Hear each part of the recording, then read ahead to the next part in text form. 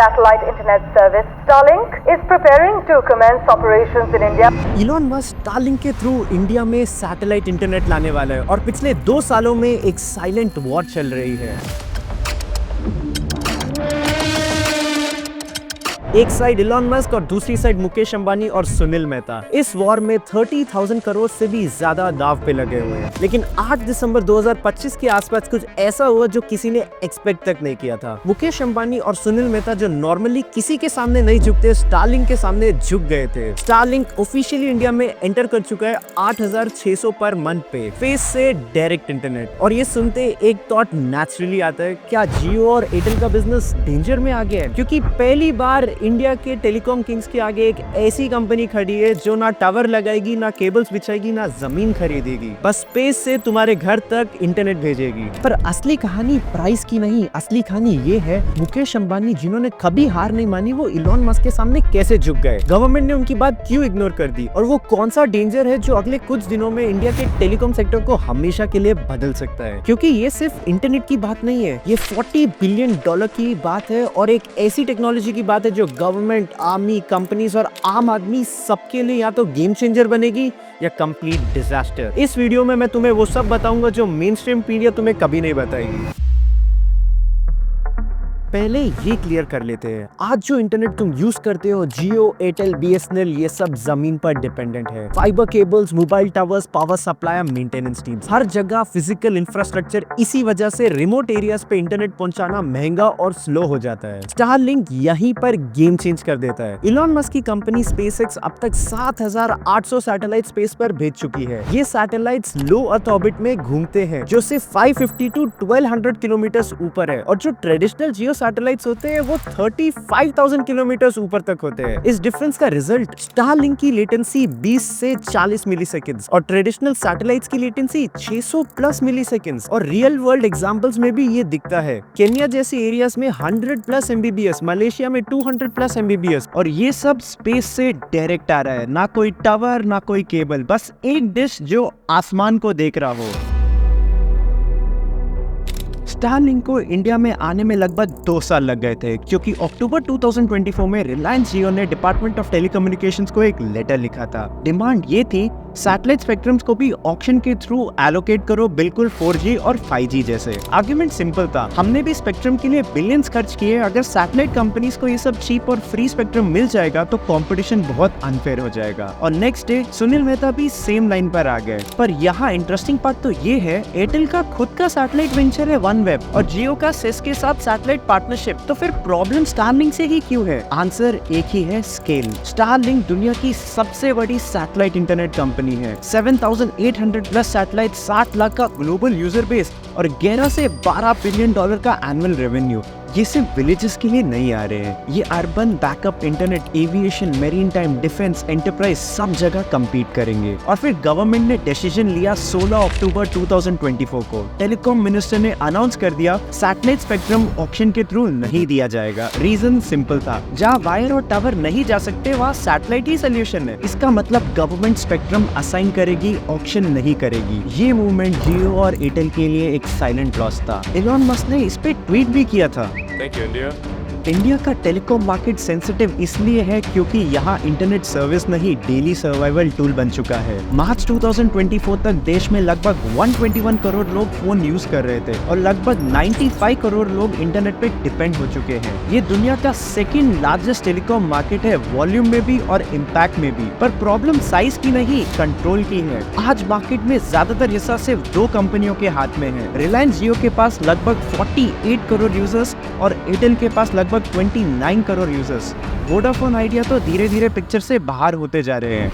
इसका मतलब सिंपल है, जियो और एयरटेल मिलकर 80% से ज्यादा मार्केट कंट्रोल करते हैं। और जब ऑप्शंस कम हो जाती है तो प्राइस का डिसीजन कस्टमर नहीं, कंपनी लेती है। जुलाई 2024 याद है, एक ही रात में प्रीपेड प्लान 20 से 25% महंगे हो गए थे। कोई नेगोशिएशन नहीं, कोई चॉइस नहीं, क्योंकि कहीं और जाने की जगह ही नहीं थी। और इसी वजह से इंडिया का टेलीकॉम मार्केट इतना सेंसिटिव है। यहाँ एक छोटा सा चेंज करोड़ों लोगों को डायरेक्टली इम्पैक्ट करता है। ग्राउंड रियलिटी तो ये है, जब बात रिमोट एरियाज की आती है तो जियो और एयरटेल जैसे प्लेयर्स के लिए इंटरनेट देना प्रॉफिट का गेम ही नहीं रहता। सोचो, पहाड़ों में, जंगलों में या दूर के गाँव में पहले फाइबर केबल भेजो, रोड्स खोदो, परमिशन लो, लाखों खर्चो, उसके बाद मोबाइल टावर्स लगाओ, बिजली का जुगाड़ करो, सिक्योरिटी मेंटेनेंस टीम लगाओ, ये सब एडिशनल कॉस्ट है। और एंड में उस एरिया में यूजर्स भी गिन के मिलते हैं, कम कस्टमर्स, ज्यादा खर्चा। इसीलिए रिमोट कनेक्टिविटी उनके लिए बिजनेस नहीं, बर्डन बन जाती है। और यहीं से ये पूरा गैप क्रिएट होता है। जहाँ डिमांड है वहाँ पर सप्लाई इकोनॉमिकली पॉसिबल ही नहीं हो पाती। यहाँ सैटेलाइट इंटरनेट को फर्क ही नहीं पड़ता, बैंगलोर हो या लद्दाख, सिग्नल सेम सैटेलाइट से ही जाएगा। और इंडिया में अभी तक 50 से 70 करोड़ लोग इफेक्टिवली ऑफलाइन हैं। डिजिटल इंडिया तब तक स्लोगन ही रहेगा जब तक कनेक्टिविटी हर कोने में नहीं पहुंच जाए। भारत नेट प्रोजेक्ट्स डिले में अटके हुए हैं और स्टारलिंक इस गैप को फिल कर सकता है। हाँ, मान लेते हैं आम आदमी के लिए स्टारलिंक महंगा है, पर स्टारलिंक कभी आम आदमी के लिए बना ही नहीं था।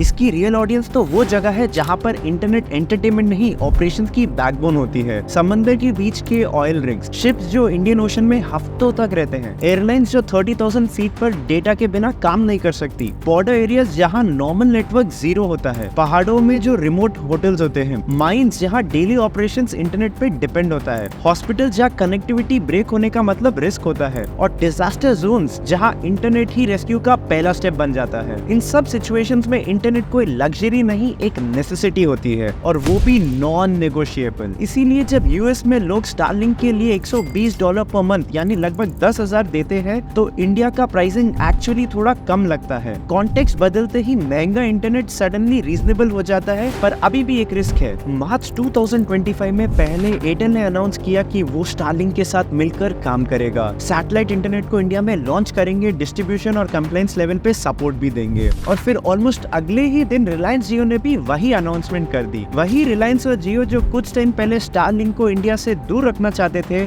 आज उसके साथ हाथ मिला रहे थे। यहाँ एक सिंपल बिजनेस रूल अप्लाई होता है, जब किसी को हरा नहीं सकते तो उसके साथ हो जाओ। अंबानी और मित्तल दोनों समझ चुके थे कि स्टारलिंक का इंडिया में आना अब समय का सवाल था, इसीलिए उस वेव का हिस्सा बनना उसके सामने खड़े होने से ज्यादा प्रैक्टिकल था। इस पार्टनरशिप से इमीडिएट फायदा भी क्लियर है। जियो और एयरटेल के पास ऑलरेडी इंडिया का largest retail network, billing systems और ग्राउंड लेवल कस्टमर रीच है। स्टारलिंक के लिए ये सब कुछ बिल्ड करना सालों का काम होता, पर यहीं से रिस्क शुरू होता है। Starlink globally direct to consumer operator है। वो किसी भी मार्केट में सिर्फ पार्टनर बनने के लिए फेमस ही नहीं है। और एलोन मस्क का तो ट्रैक रिकॉर्ड भी क्लियर है, वो कंट्रोल अपने हाथ में रखना पसंद करता है लॉन्ग टर्म पार्टनरशिप से ज्यादा। इसीलिए एक रियल पॉसिबिलिटी तो ये भी है कि स्टारलिंक पहले जियो और एयरटेल का नेटवर्क यूज करेगा इंडिया में स्केल करने के लिए और ट्रस्ट बिल्ड करने के लिए, और जब ये सब कुछ सेट हो जाएगा तो अपना इंडिपेंडेंट पाथ चूज कर लेगा। पार्टनरशिप हो सकती है, पर परमानेंट डिपेंडेंसी उसकी कोई गारंटी नहीं। स्टारलिंक को समझने के लिए एक बात क्लियर होनी चाहिए, ये जियो की जगह लेने नहीं आ रहे हैं और ना ही एयरटेल को खत्म करने, पर इसका ये मतलब भी नहीं है कि इसका इम्पैक्ट छोटा होगा। स्टारलिंक एक तीसरा ऑप्शन बनकर आ रहा है, और टेलीकॉम जैसी इंडस्ट्री में जब एक तीसरा स्ट्रॉन्ग ऑप्शन आता है तो पूरा गेम चेंज हो जाता है। अब कंपटीशन बढ़ता है, प्राइसेस पे प्रेशर आता है, और कंपनीज को सिर्फ नेटवर्क नहीं, बेटर एक्सपीरियंस देना पड़ता है।